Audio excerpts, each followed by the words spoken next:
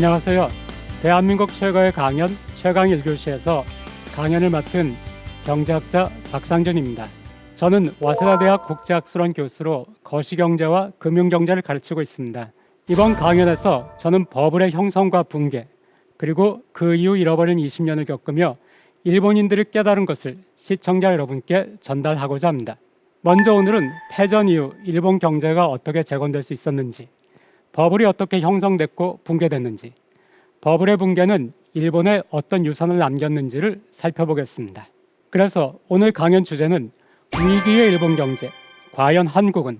일부 버블의 형성과 붕괴입니다.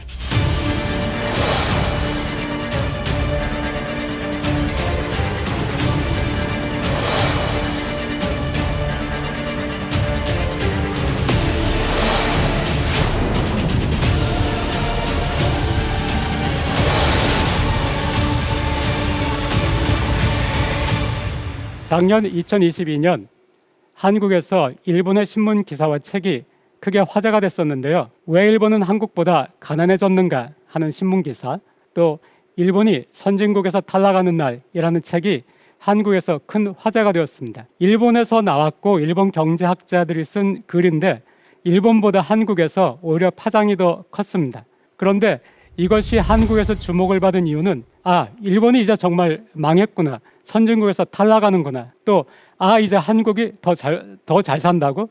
이것이 사실인가? 하는 것 때문에 한국에서 크게 인기를 끌었다고 생각을 합니다. 이 책을 쓰신 일본인 교수님은 한국에서 하도 인터뷰가 요청이 많아서 곤란할 지경이다 하는 얘기를 할 정도로 그렇게 한국에서는 화제가 되었습니다. 그런데 저는 이미 수년 전부터 한국은 이제 일본과 대등한 선진국이다 이렇게 얘기를 했고 또 생각하고 있었기 때문에 별로 여기에 주목하는 것이 좋은 현상은 아니라고 생각합니다. 이미 한국은 일본과 대등한 선진국이고 또 어떤 의미에서는 더 잘 산다고 볼 수 있습니다. 그래서 오히려 이런 것에 흥분하기보다는 일본이 어떻게 선진국에서 이제는 선진국 탈락 얘기까지 나올 정도로 저렇게 어렵게 되었는지, 그리고 과연 일본이 어렵기만 한 것인지, 또 일본인들은 소위 말하는 잃어버린 20년을 겪으면서 어떤 것들을 깨달았는지, 또 그 경험이 한국에 어떤 시사점을 주는지, 어떤 교훈을 주는지, 이런 것들을 우리가 주목을 하는 것이 더 우리에게 도움이 된다고 생각을 합니다. 먼저 한국과 일본의 소득을 보겠습니다. 한국이 더 잘 산다고 하는데 좋지만 이것이 과연 정말인가 이렇게 생각하는 분도 계세요. 그런데 이 데이터는 세계은행에서 나온 데이터입니다. 구매력을 기준으로 했을 때 1인당 실질 GDP를 보면은 어느 나라가 더 잘 사는지 볼 수가 있습니다. 월급 계좌에 월급이 찍히면은 그것이 우리의 소득이 되는데요. 경제학자들은 이 소득을 가지고 어느 나라 사람이 더 잘 사는가 하는 것을 보지 않고 이 소득을 가지고 얼마나 많은 물건을 살 수 있고 얼마나 많은 서비스를 살 수 있는가, 이걸 가지고 어느 나라가 잘 사는지 판단을 합니다. 이것이 구매력인데요. 이 구매력을 기준으로 해가지고 1인당 소득을 보면은 2018년에 이미 한국은 일본을 추월했고, 가장 최근의 데이터인 2021년 데이터를 보면은 한 사람당의 실질 소득 혹은 실질 GDP는 한국이 일본보다 8%가 높습니다. 그러니까 한국이 이미 일본을 추월했다, 혹은 일본인 경제학자가 이제 일본은 한국보다 가난하다 라고 하는 것이 사실이고요. 저는 사실 일본이 한국보다 가난하다라는 말보다는 한국이 일본보다 부유하다, 혹은 한국과 일본은 비슷하게 부유하거나 선진국이다, 대등하다, 이 표현을 더 좋아하는데요. 그것이 사실입니다. 더 이상 한국은 일본을, 소득면에서 일본을 추격하고 있는 나라가 아니고 이미 일본을 추월했습니다. 그런데 한국과 일본의 사회지표를 보면은 또 다른 모습을 볼 수 있습니다. 이 그래프는 인구 10만 명당의 자살자 수를 보여주는데요. 한국이 일본보다 더 잘 산다는데 오히려 한국이 자살률은 더 높습니다. 일본을 한번 보세요. 일본의 자살률을 따라가 보시면은 90년대 후반에서 2000년대 초 중반까지 높은 상태를 유지하다가 2010년대 들어오면서는 자살률이 떨어졌습니다. 반면에 한국은 2000년대 후반 자살률이 많이 높아진 뒤에 조금 떨어지긴 했지만 지금도 역시 일본보다는 많이 높은 상태고 과거보다 높은 상태입니다. 한국은 사실 OECD에서 자살률이 가장 높은 나라입니다. 더 잘 사는데 왜 자살률은 높은 것일까요? 또 출산율이 소폭 회복된 일본과 달리 한국의 출산율은 0.8까지 하락을 했습니다. 그래서 한국보다 이제는 구매력 기준 소득이 낮은 일본이 자살률이 낮아진 이유, 또 출산율이 소폭 회복된 이유, 이것을 알면은 한국에도 좋은 시사점이 될 것이라고 생각을 합니다. 이런 것들을 알기 위해서 우선 일본에서 어떻게 버블이 형성됐고 어떻게 버블이 붕괴됐고 그 뒤에 장기 침체가 시작됐는지 이런 것들을 볼 텐데요. 이 버블의 형성을 보기 위해서 우선은 1945년 일본의 패전 직후로 가보겠습니다. 1941년까지는 일본에서 1인당 GDP가 꾸준히 증가하고 있었습니다. 그런데 1942년부터는 전쟁으로 군수물자를 만들고 인력이 거기에 동원되다 보니까 다른 경제 활동에 인력을 쓸 수가 없었고 자원을 쓸 수가 없었습니다. 그래서 1942년부터는 1인당 GDP가 감소하기 시작했는데요. 1945년에 일본이 패망을 했습니다. 그리고 이 패망 직전에는 도쿄에 대공습이 있었고요. 또 히로시마에 원자폭탄이 투하되기도 했습니다. 그래서 45년 한 해 1인당 GDP가 24%나 감소했습니다. 그런데 이듬해인 1946년에도 25%나 감소를 했습니다. 그래서 1947년 일본의 1인당 GDP는 30년 전 수준, 그러니까 1916년 수준으로 후퇴를 하고 말았습니다. 1916년 같으면은 3.1운동이 있었던 1919년보다도 3년 전입니다. 그때의 1인당 GDP 수준으로 낮아졌습니다. 그야말로 굉장히 급격한 후퇴라고 할 수 있겠습니다. 그런데 1948년부터 다시 플러스 성장으로 전환이 됐습니다. 패전 후에 미국의 계획은 일본이 다시 미국의 위협이 되지 못하도록 일본 군사력의 바탕이 되는 산업을 약화시키는 것이었습니다.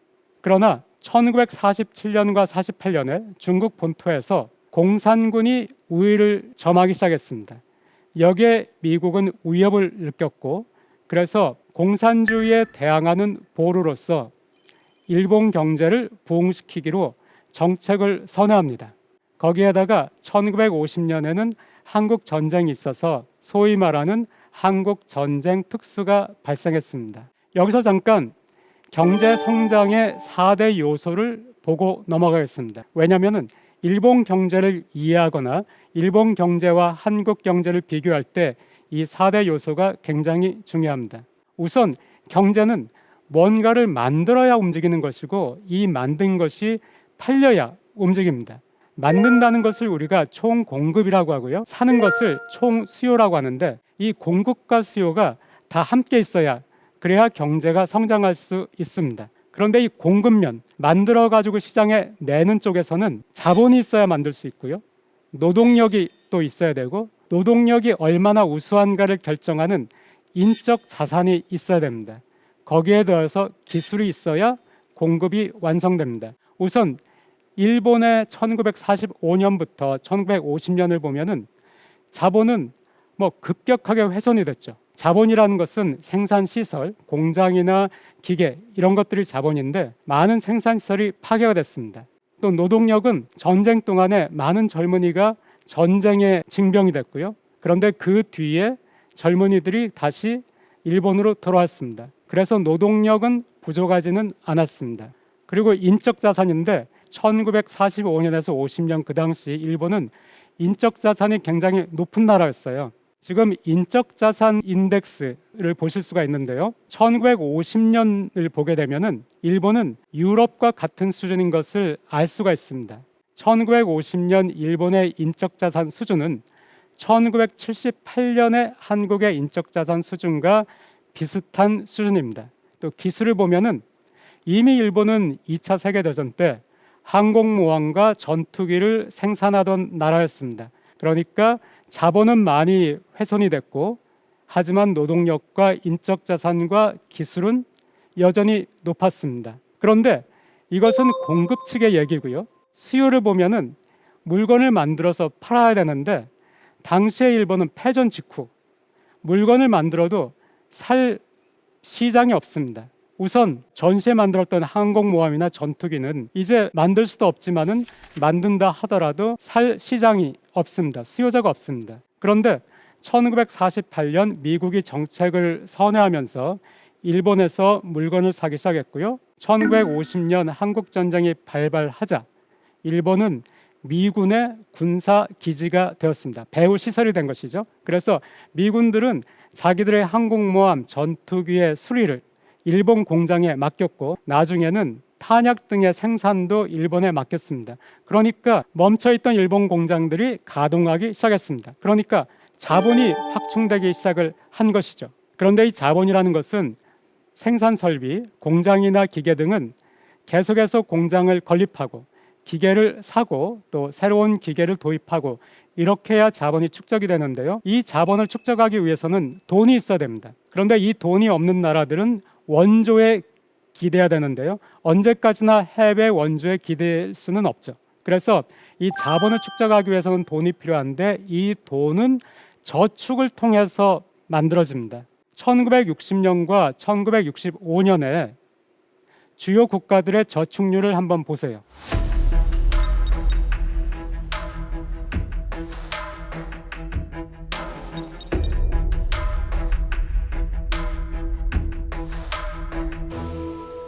그런데 이렇게 저축을 하고 자본을 축적을 하고 또 기술을 개발을 하고 한다고 하더라도 아까 말씀드렸듯이 수요가 없으면 누군가 사지 않으면은 그러면은 아무 소용이 없는 것이죠. 팔 수가 없으면은 만드는 의미가 없습니다. 그런데 한국 전쟁이 있었고 한국 전쟁 특수라는 것이 발생을 했고요. 한국 전쟁이 끝난 이후에도 서독과 일본은 그 서구 사회, 미국과 서유럽을 중심으로 한 그 경제권에 편입이 되면서 거대한 시장을 가지게 됐습니다. 국내에서는 점점 소득이 늘어나고 GDP가 늘어나니까 국내 시장이 커졌고요. 해외에 팔 수가 있으니까 해외 시장도 커졌습니다. 그래서 시장이 생기고 수요가 생기니까 공급한 것들을 팔 수가 있고 이렇게 선순환이 되면서 경제가 활력을 띠기 시작했습니다.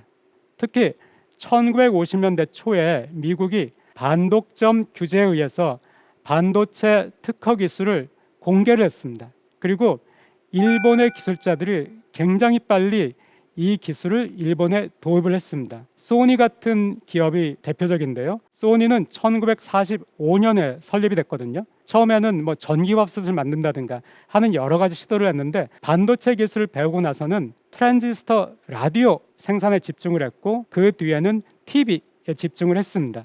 예를 들어서 소니는 휴대용 8인치 TV를 1960년에 만들었는데요. 그 이전까지는 TV는 좀 크죠. 집에서 보는 것이 TV인데 소니가 이거를 개념을 바꿨습니다. 들고 다니는 TV를 미국 시장에 선을 보였습니다. 8인치. 그 뒤에 62년에는 5인치.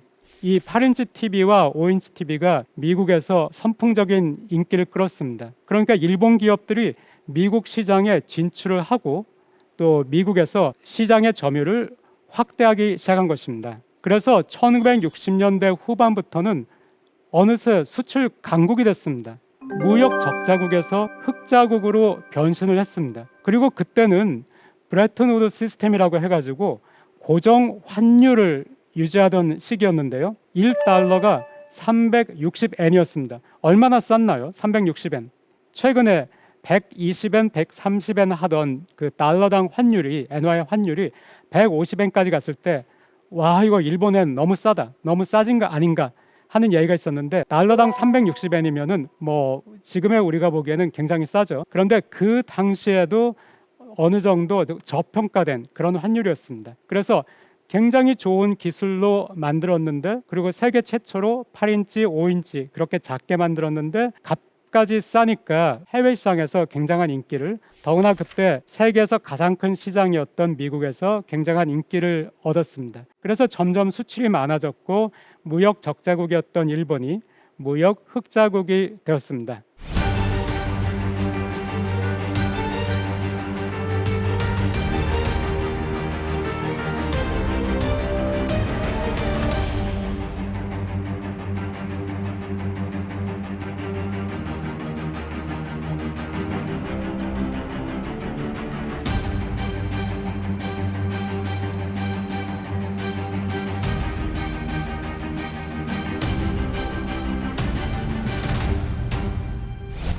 1970년대 초에는 굉장히 큰 그 경제적인 충격이 있었는데요. 시청자 여러분께서도 어떤 충격인지 잘 아실 것입니다. 1970년대 초에 오일 샥이라는 굉장히 큰 충격이 전 세계 경제를 강타를 했습니다. 그런데 이것이 오히려 일본 경제는 득이 된 것이, 일본의 자동차 회사들은 굉장히 연비가 좋은 자동차들을 생산을 하고 있었습니다.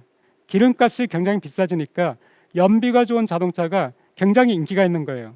그래서 일본의 자동차 회사들은 우리 자동차가 정말 연비가 좋다, 기름에 그렇게 많은 돈을 쓰느냐, 우리 자동차를 사면은 많은 돈을 절약할 수 있다, 이렇게 광고를 했고요. 미국 시장에서 굉장한 인기를 끌었습니다. 또 1971년에는 고정 환율제가 붕괴가 됐습니다. 그 이전까지는 1달러당 360엔이라고 제가 말씀을 드렸는데요. 1973년에는 전후 처음으로 300엔이 깨졌습니다. 이것은 일본의 수출에 좋은 것은 아니죠. 1달러당 360엔일 때는 좀 더 쌌는데 이제 1달러당 290엔 이렇게 되면은 과거보다는 비싸지니까 일본의 수출에 좋은 것은 아닌데, 미국 시장에서 TV라든가 냉장고라든가 하는 가전들이 워낙 품질이 좋고 내구성이 좋다는 인식을 얻게 되어서 여전히 잘 팔리게 되었습니다. 그러니까 일본 경제도 일본 기업도 오일 샥으로 타격을 처음엔 입었지만 이 타격을 잘 극복을 했고요. 그래서 일본의 수출은 여전히 호조였습니다. 1980년에는 자동차 생산이 세계 1위를 하기도 했습니다. 이것도 굉장히 놀라운 것이죠. 자동차라는 것이 처음엔 독일에서 발명이 됐지만은 나중에 그 패권이 미국으로 넘어갔죠. 우리가 잘 알고 있는 포드라든가 미국으로 넘어갔는데 1980년 이때도 패전 1945년 이후에 35년밖에 안 지났어요. 한 세대. 겨우 한 세대가 지났는데 1980년에 자동차 생산에서 세계 1위가 되었습니다. 그래서 그 즈음에 1979년에 하버드 대학의 에즈라 보겔이라는 교수가 Japan as number one 이라는 책을 냈는데요. 일본이 이제 세계 최고다 하는 뜻이죠. 그런데 그 부제가 재밌는데, 이 책의 부제가 Lessons for America. 그러니까 이 책의 그 의도는 일본이 이렇게 잘하고 있다, 이제 미국은 일본에서 배워야 된다. 일본에서 미국의 반도체 기술을 가져온 것이 1950년인데 불과 30년도 채 안 돼서 미국 저명 대학의 교수가 자, 이제는 미국이 일본에서 배워야 된다 할 정도로 일본의 위상이 높아졌습니다.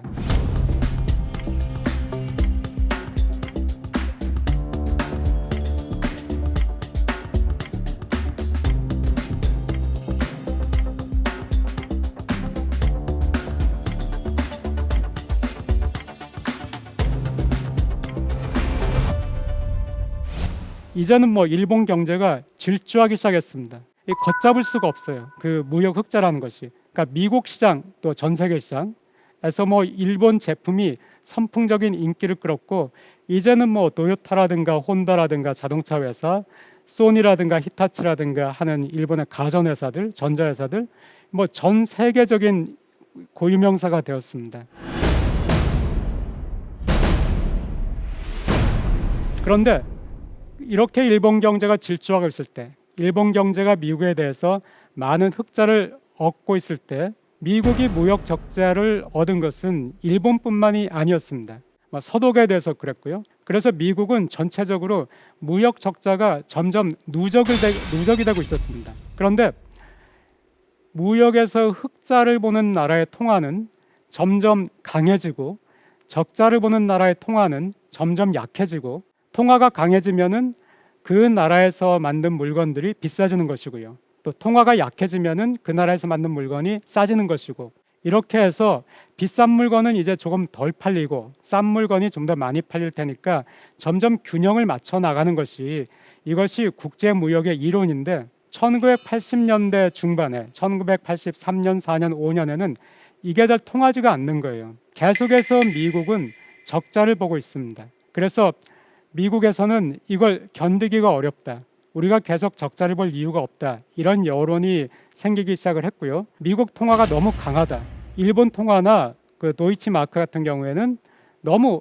지금 싸다, 이것이 문제다, 이런 여론이 형성이 됐습니다. 또 미국 국내 경제가 괜찮으면 상관이 없는데 당시에는 미국이 실업률이 상승하고 있었고 경제가 상당히 불안했어요. 그러니까 이것이 미국 국내에서는 또 정치적인 압력이 되는 것이죠. 정치가들에게 미국인들이 뭘 좀 어떻게 해라. 왜 우리는 이렇게 실업이 높고 왜 우리나라에서 일본 자동차가 이렇게 많이 팔리고 일본 가전이 많이 팔리고 우리 노동자들의 공장은 문을 닫아야 하는가?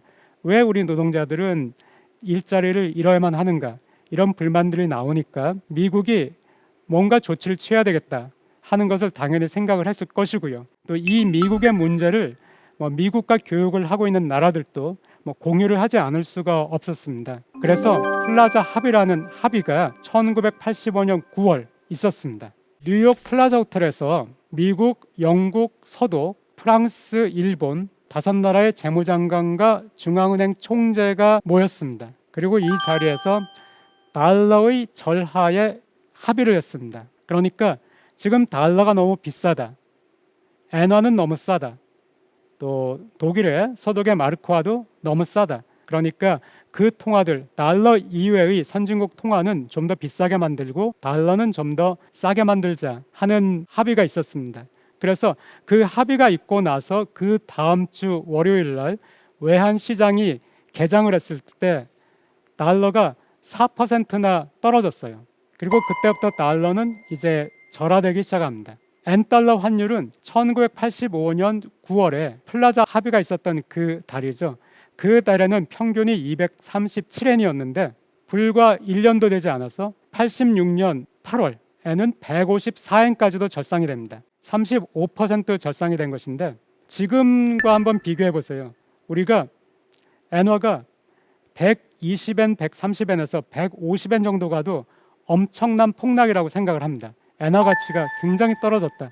굉장히 큰 변화가 있었다. 그런데 당시에는 237엔에서 154엔까지 변화가 있었으니까 굉장히 큰 변화가 있었습니다. 그 앞에서 1970년대 초에는 환율은 절상, 그러니까 일본 엔화는 비싸졌는데 기름값이 많이 오르는 오일 쇼크가 있었다고 했죠. 연비가 좋은 자동차들을 만드니까 일본에 유리했고, 그런데 환율이 절상된 거, 엔화가 비싸진 것은 일본에 불리했다고 얘기를 했습니다. 그런데 1970년대에는 이걸 잘 넘어갔어요. 일본 경제, 일본 기업이. 그래서 여전히 수출이 호조였고요. 1970년대 초반에는 타격을 입긴 했습니다. 그런데 이것을 잘 견뎌냈습니다. 그래서 잘 지나갔는데 1985년에 플라자 합의 때 굉장히 큰 폭으로 엔화가 절상이 됐습니다. 갑자기 비싸진 거죠. 그런데 이번에는 일본 기업들이 어려웠어요. 이게 금방 극복하기가 쉽지 않죠. 갑자기 그 원화가 30 몇 % 지금 절상이 된다 하면은 한국 기업들도 굉장히 힘들다고 토로를 하겠죠. 그러니까 그것이 1985년 일본에서 발생을 한 것입니다. 닛산 자동차 그리고 일본의 유명한 전자 회사인 소니의 영업이익을 보시면은 85년의 플라자 합의 이후에 영업이익이 급감한 것을 볼 수가 있습니다. 일본 기업이 그러니까 좀 어렵게 된 것이죠. 여전히 기술력은 좋고 하지만은 물건들이 비싸졌어요. 그럼 일본 경제도 타격을 입겠죠. 이때까지만 해도 일본은 수출 강국, 수출이 굉장히 중요한 나라였으니까요. 그래서 일본의 실질 GDP 증가율이 1985년에는 5.2%였는데 86년에는 3.3%로 내려갑니다. 한국 같은 경우에도 아직도 3.3% 하면은 그 정도는 돼야지 이렇게 생각한 정도니까 1980년대 계속해서 고성장을 하던 일본 경제에서는 3.3%가 굉장히 내려간 거예요. 타격을 입은 거예요. 그러니까 일본에서는 뭔가 또 조치를 취하지 않을 수 없었습니다. 그리고 또 미국 입장에서도 일본이 좀 내수를 활성화시켜서 미국 물건을 또 많이 사줬으면 좋겠다. 또 금융시장도 개방을 해서 미국의 투자가들이 일본에 투자할 수 있도록 해줬으면 좋겠다.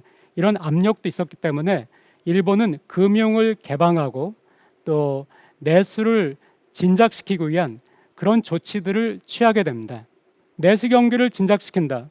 이런 얘기가 나왔을 때 지금도 우리가 내수 경기를 진작시킨다. 지금 국내 시장이 좀 위축됐다 하면은 어떤 정책이 나오나요? 당연히 정부가 좀 돈을 썼으면 좋겠다. 그래서 재정 지출을 좀 늘린다. 이런 얘기가 나올 것이고 또 가장 많이 나온 얘기가 역시 금리 인하죠. 최근에는 그 코로나 이후에 인플레이션이 너무 심해지니까 전 세계가 금리를 인상을 하고 있는데, 만약에 금리를 인상하다가 인플레이션이 진정이 되고 또 경기가 좋지 않다, 그러면은 금리를 인하해야 된다, 이런 말들이 나오겠죠.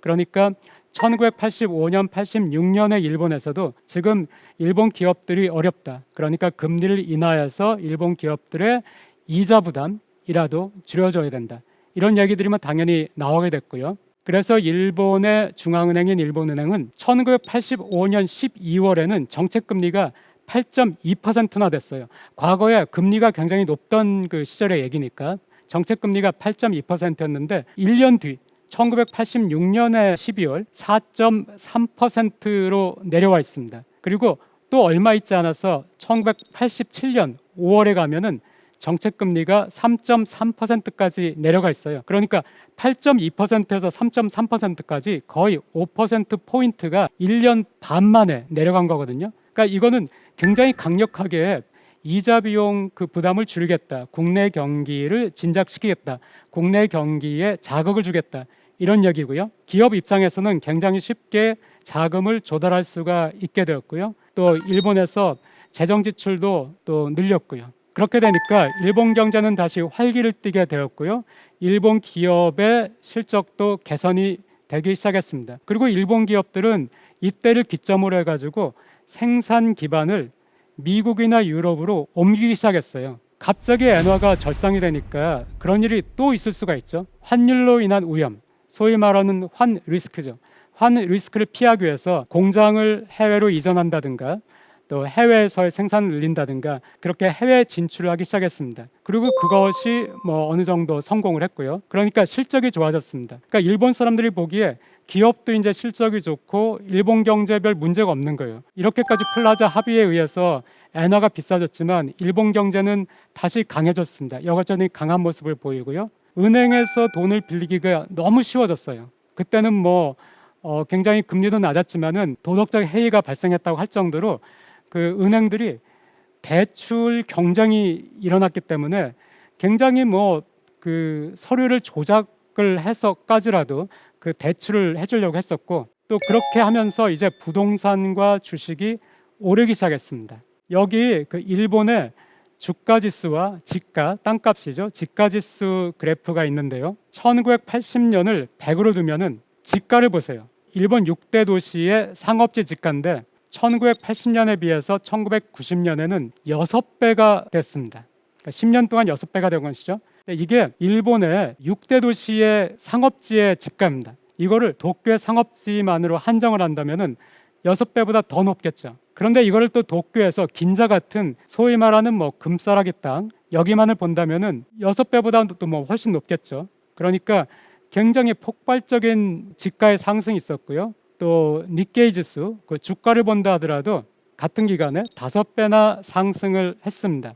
그러니까 80년부터 84년 5년까지도 계속해서 증가를 했지만은 폭발적으로 올라간 것이 뭐 거의 90도에 가깝게 올라간 것이 한 86년 뭐 7년 그때부터라는 것을 알 수가 있는데요. 그때가 바로 플라자 합의 이후에 일본에서 굉장히 강력한 내수 경기 활성화 정책을 펴고 있던, 저금리 정책을 펴고 있던 그때고요. 그러니까 일반인도 기업도 주식 투자를 안 할 수가 없죠. 그리고 기업에서도 그 당시에는 영업이익이 중요한 것이 아니라 영업이익에 매달리는 그 경영자는 뭐 바보가 되는 시기였습니다. 그때는 영업 외이익, 그러니까 땅을 사고 또 주식 투자를 하고 해외에 가서 해외 부동산에 투자를 하고 또 해외 주식을 사고 심지어는 뭐 그림도 샀죠. 고흐나 이런 사람들의 그 명화에도 투자를 하고 거기에서 돈을 벌어들이는 것이 영업 수익이 더 많으니까 영업 외 수익을 잘 내는 경영자가 더 우수한 경영자가 되는 이런 뭐 굉장히 병적인 기현상이 발생을 했습니다. 그런데 어느 버블이나 마찬가지예요. 2000년대 초반 미국의 버블을 생각해 보세요. 소위 말하는 서프라임 몰기지 크라이시스로 인해서 버블이 깨졌는데 버블 깨지기 전에 2000년부터 2006년까지 미국을 본다면은 미국도 주택가가 막 오르고 또 덩달아서 주가도 오르면서 계속 사람들이 버블에 대한 걱정을 합니다. 이건 뭔가 잘못됐다. 중앙은행이 이런 생각을 하게 되죠.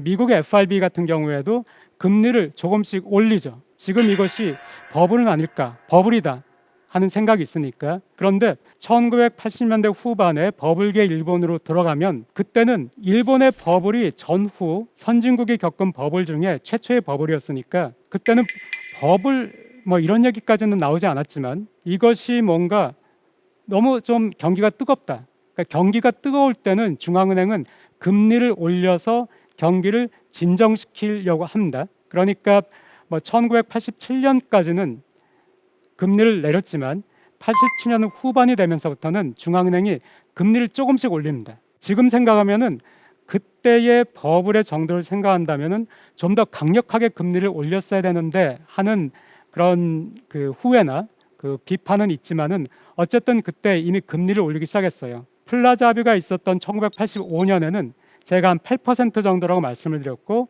그게 87년에는 3.3% 정도까지 떨어졌는데 이제 89년에 가면은 6.4%까지 다시 상승을 했습니다. 금리가 올라가게 되면은 이제 비용을 조달할 때 이자 부담이 늘어나게 되는 것이죠. 또 이자 부담이 늘어난 것뿐만 아니라 이제 그 기업이나 일반인 투자가도 중앙은행의 정책이 바뀌고 있구나. 지금 중앙은행의 판단이 지금 너무 경기가 뜨겁다는 것이면은 그럼 이것이 경기가 진정될 수도 있겠네. 주가가 좀 내려갈 수도 있겠네. 혹은 주택가가 내려갈 수도 있겠네 하는 생각을 하게 되면은 그때부터 파는 사람이 생기기 시작합니다. 이 파는 사람이 조금씩 생기다가 일거에 굉장히 매도세가 강해지면은 그때 버블이 꺼지면서 이제 폭락을 하는 것이죠. 그런데 일본에서는 그 현상이 1990년 1월에 발생을 했습니다. 1989년 12월 일본의 주식시장이 연말이 돼서 문을 닫을 때 전문가들에게 일본 경제신문이 내년 90년의 주가를 전망해 주세요 했을 때 대부분의 전문가가 내년에도 주가는 오를 것이다 이렇게 대답을 했습니다. 이렇게 하고 일본 경제신문이 그 해를 마감을 했어요. 그랬는데 90년 1월에 개장을 하자마자 주가가 폭락하기 시작했습니다. 그러니까 이미 불안을 감지한 투자가들의 일부가 내다 팔기 시작한 것이죠. 그런데 그렇게 내다 파는 사람들이 생기니까 이제 덩달아 이거 정말 끝물인가? 나 벌만큼 벌었으니까 여기서 빨리 팔고 나가야 되겠다. 이런 사람들도 생기게 되는 것이고요. 그래서 주가가 폭락하기 시작했습니다. 그런데 땅값은 1년을 더 버텼어요. 왜냐하면 그때까지 일본에서는 부동산 불패, 그러니까 한국에서도 뭐 아직까지도 그 부동산 불패 미련이 많이 있죠. 그것처럼 그 당시 일본에서도 주식은 몰라도 부동산은 내려가지 않을 것이다.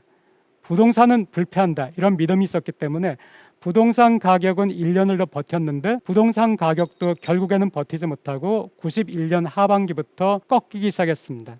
부동산이 2005년까지 끝없이 내려가요. 주가는 그 전에 진정이 한번 되죠.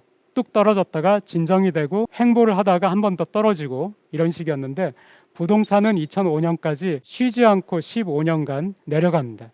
그래서 2005년의 부동산의 가격이 1984년의 부동산의 가격 다시 또 20년 전으로 후퇴를 해버린 거예요. 플라자 합의 그 이후에 어떻게 버블이 형성됐는지 또 어떤 계기로 버블이 붕괴됐는지 이걸 말씀드렸는데 같은 시기에 일본에서 또 굉장히 중요한 일이 있었습니다. 그것이 미일 반도체 협정입니다. 뭐 아이디어는 플라자 합의하고 같습니다. 원래 반도체라는 그 특허를 가지고 있던 것은 미국이었습니다. 그런데 아까 말씀드렸지만 1950년 초에 미국에서 그 특허 기술을 공개를 했거든요. 그거를 일본이 가져와서 일본 회사들이 뭐 열심히 만들고 반도체 분야에서 성장을 한 것이죠. 그래서 1980년대 중반에 가면은 전 세계 반도체 시장의 50%를 일본 기업이 점유를 하게 됩니다. 그러니까 미국 입장에서는 당연히 억울하죠. 자기네 기술이었고 자기네 그걸 공개했는데 그걸 가져간 일본에서 이제는 뭐 미국보다 더 많이 생산하고 더 많이 판매하고 미국의 반도체 회사들이 일본 반도체 회사의 위세에 눌려가지고 뭐 길을 펴지 못할 정도니까 미국에서는 뭐 당연히 불만이 나오고요. 그러면은 플라자 합의의 아이디어도 마찬가지죠. 뭐 일본에 대해서 무역 적자가 너무 심하다. 이것을 좀 시정을 해야 된다.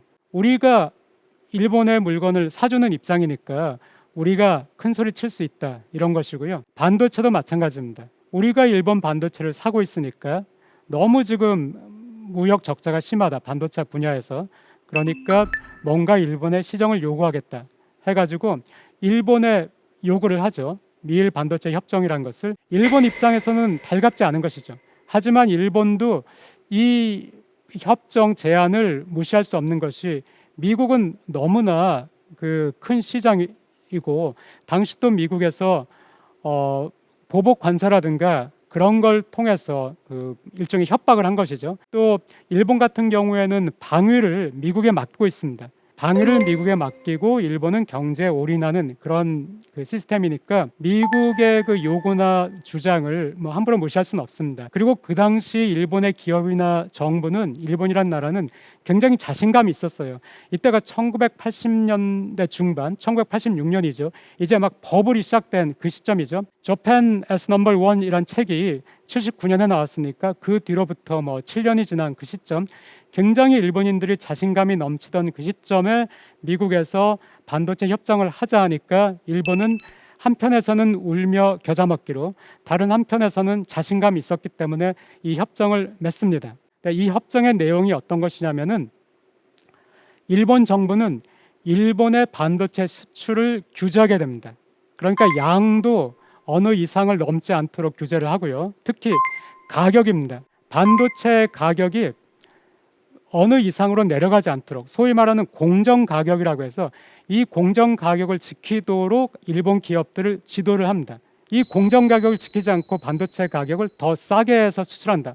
그러면은 미국에서 거기에 대해서 보복 관세를 매기겠다 이렇게 하니까요. 그 가격보다 낮지 않은 가격에서 반도체를 미국에 팔도록 그렇게 하고, 반면에 미국에서 만든 반도체를 일본에 그 수입하는 수입액을 늘리게 됩니다. 그래서 일본 기업에게는 조달액, 반도체 관련된 것들을 살 때 조달액의 20% 정도는 미국에서 하오도록 이렇게 또 일본 정부가 그 규제를 하는 거죠. 지도를 이제 행정 지도를 하게 됩니다. 그러면 일본 기업 입장에서는 좋지가 않죠. 마음대로 어떻게 가격을 매길 수도 없고 마음껏 팔 수도 없으니까. 하지만은 당시에 일본 기업은 기술을 막 개발하고 또 새로운 제품을 만들고 하면서 영업 이익을 내는 것보다 영업 외 이익에 너무 많이 눈이 돌아가 있었어요. 이게 굉장히 우리 회사에 위험할 수 있다 이 생각을 하지 못하고 지금 가격은 높은 가격에서 형성이 됐습니다. 그리고 같은 정도의 물건은 계속 팔 수가 있어요. 그러니까 영업 이익은 보장이 되는 거예요. 그러니까 큰 손해가 난다고 그때는 생각을 못하고 그냥 이게 흘러갔습니다.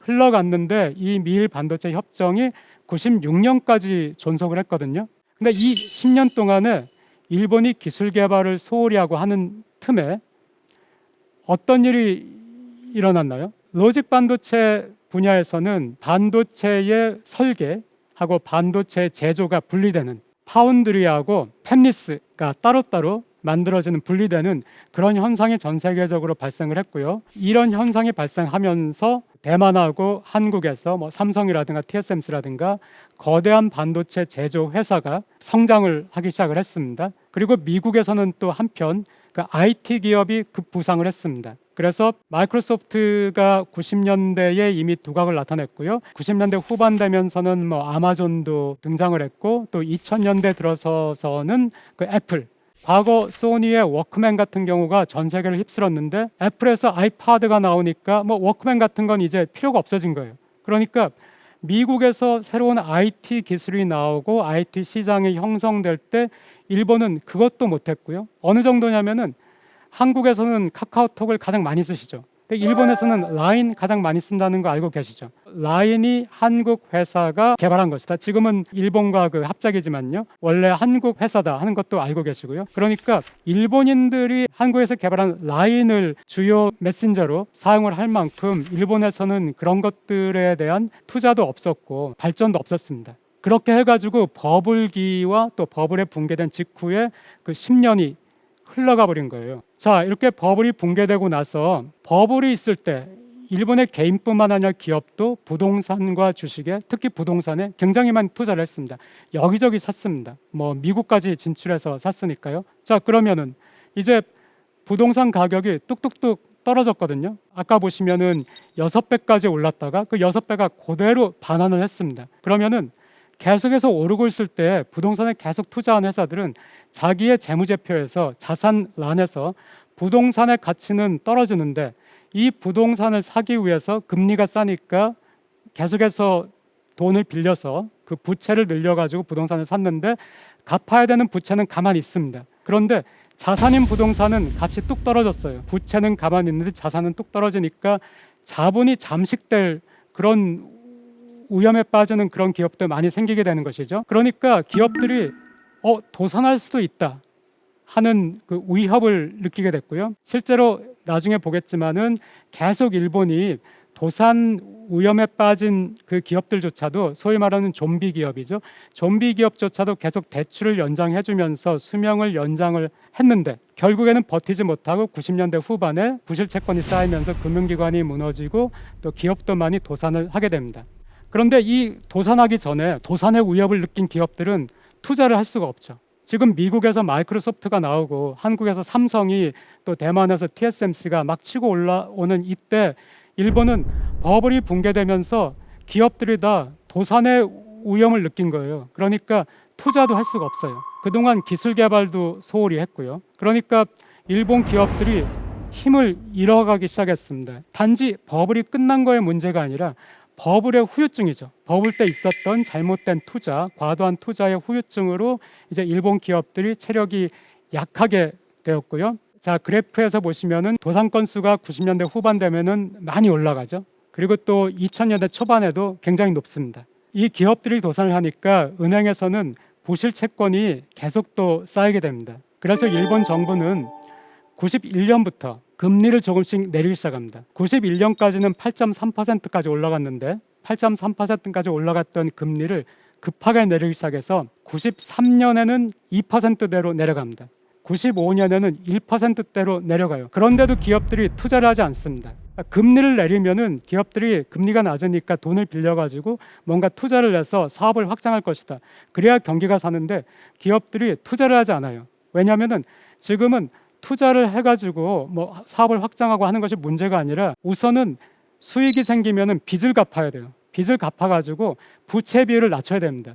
버블이 붕괴됐을 때 일본 기업들은 300%, 400%의 부채 비율을 가지고 있었기 때문에 이것을 우선 200%나 150%까지 낮춰야 됐기 때문에 뭐 투자의 여력이 없습니다. 아무리 정책 금리를 낮추어도 경기가 전혀 좋아지지가 않고 있었습니다. 그래서 급기야는 1999년에는 전후 최초로 제로금리 정책 금리를 0으로 만드는 거예요. 사실은 0까지는 아니고 0에 굉장히 가까운 숫자까지 갔는데 이것이 이제 제로금리 정책이다. 이렇게 일본 정부에서도 얘기를 했고 전 세계도 그렇게 알려져서 세계 최초의 제로금리 정책이 1999년에 일본에서 시작이 됐습니다. 그런데 이때까지만 해도 처음에 90년, 91년에 주식시장이 버블이 꺼지고 붕괴되고 부동산에서 버블이 꺼지고 붕괴되고 이렇게 할 때도 일본에서는 이것을 버블의 붕괴다 이렇게 생각하지 않았어요. 이때까지만 해도 15년이나 부동산 가격이 내려갈 거라고는 생각을 못했습니다. 일시적인 경기 후퇴라고 생각을 했어요. 그래서 금리만 내린 것이죠. 그런데 금리가 영향을 받지 않으니까 99년에 이제 정책 금리를 0% 이렇게 하면서 그때부터 드디어 일본에서 10년을 잃어버렸다. 잃어버린 10년이네? 이런 얘기가 나오기 시작했습니다. 또 그때 일본이 굉장히 좋지 않았던 것이 다른 것이 또 하나 겹쳤어요. 자, 플라자 합의가 있었고 그 플라자 합의가 버블의 단초가 됐고 또 버블이 깨졌습니다. 그런데 또 미일 반도체 협정이 있었고 반도체 산업이 굉장히 게을러졌습니다. 그리고 또 일본의 기업들이 영업의 수익 그러니까 뭐 부동산 투자나 이거에 열을 올리다 보니까 부채비율이 너무 높아졌습니다. 이런 것들이 잔뜩 겹쳤죠. 이제 90년대에 버블이 꺼지면서. 그런데 90년대 중반부터 96년부터 일본에서는 생산 가능 연령 인구, 15세부터 64세의 인구가 그때부터 또 감소하기 시작했습니다. 그러니까 경제 중핵이라고 할 수 있죠. 그 중간을 차지하는 인구, 일할 수 있는 인구가 또 소비하는 인구죠. 소비하는 인구, 집을 사는 인구, 그 인구가 감소하기 시작한 거예요. 그러니까 국내 시장이 위축이 되는 거예요. 공급 측에서 기업도 어려운데 지금 수요 측에서 국내 시장도 위축이 되는 거예요. 자, 그러면은 기업들이 믿을 거는 해외 시장인데 이제 해외 시장에 더 많이 진출을 하게 되죠. 국내 시장이 위축이 되니까.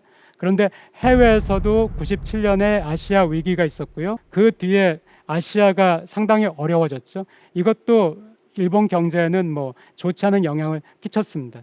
이런 식으로 인구가 감소하는 것, 또 아시아 그 외환 위기가 온 것, 이런 것들이 일본을 계속해서 강타하니까 일본에서는 기업들이 점점 어려워진 거예요. 그래서 아까도 말씀드렸듯이 90년대 후반이 되면은 99년 되면은 굉장히 많은 기업이 도산을 했고 또 잠깐 진정이 됐다가 2000년대 초반에 그때 또 그 IT 버블 붕괴라는 또 사건이 있었죠. 그 사건을 계기로 해서 또 그때 또 많은 일본 기업들이 도산을 하게 됩니다. 뭐 기업이 어려우니까 뭐 채용을 할 수가 없죠. 그러니까 당연히 실업률도 올라가겠죠. 그래서 90년대 후반이 되면은 버블이 붕괴되고 나서도 아까 말씀드렸듯이 일시적인 경기 후퇴다. 일본 사람들은 이렇게 생각을 하고 있었습니다. 어느 정도까지는 버텼죠. 그런데 기업들이 본격적으로 도산하기 시작하니까 실업률도 치솟았습니다. 특히 청년 실업을 한번 보세요. 90년대 후반, 2000대 초반에는 거의 10%까지 올라갔고요. 이때가 소위 말하는 취업 빙하기, 그리고 이제 취업을 포기한 세대가 나오고. 그런데 2021년, 2022년 최근을 보면은 이 실업률이 또 다시 내려가 있어요. 일본이 계속 저성장이었는데 어떻게 실업률은 다시 내려갈 수 있게 됐겠나요? 이걸 인구 문제로, 인구가 줄었기 때문에 이렇게 생각하는 분도 계시지만 인구 문제만은 아닙니다. 그러니까 일본은 저성장은 지속이 됐지만은 실업은 좋아졌습니다. 고용이 좋아진 것이 제가 방송 처음에 말씀드렸던 일본의 사회 지표가 개선된 것과 또 관련이 있습니다. 다음 시간에는 2부에서는 2000년대 일본에서는 어떤 일이 있었는지, 그때 일본인들은 어떤 걸 깨달았는지, 이 깨달음에서 우리 한국은 무엇을 가져올 수 있는지 거기에 대해서 말씀을 드리도록 하겠습니다. 꺼지지 않는 버블은 없다. 버블은 주식이나 부동산이 우리 경제 능력으로 지탱할 수 없을 만큼 부풀려진 걸 뜻합니다. 지탱할 수 없을 만큼 부풀려져 있기 때문에 언젠가는 무너지게 되어 있습니다. 무너지고 나면 오랜 치유가 필요한 큰 상처가 남습니다. 그래서 버블이 형성되지 않도록 미연에 방지하는 것이 중요합니다. 버블 붕괴 직후 일본인들은 장기 침체의 시작이란 걸 몰랐습니다. 경기가 잠시 후퇴한 걸로 생각했지만 오판이었죠. 그 후 10년이 지나서야 장기 침체가 시작됐다는 것을 깨달았습니다. 이 무서운 일이 한국에서는 일어나지 않았으면 합니다. 지금까지 대한민국 최고의 강연 최강 1교시 박상준이었습니다. 감사합니다.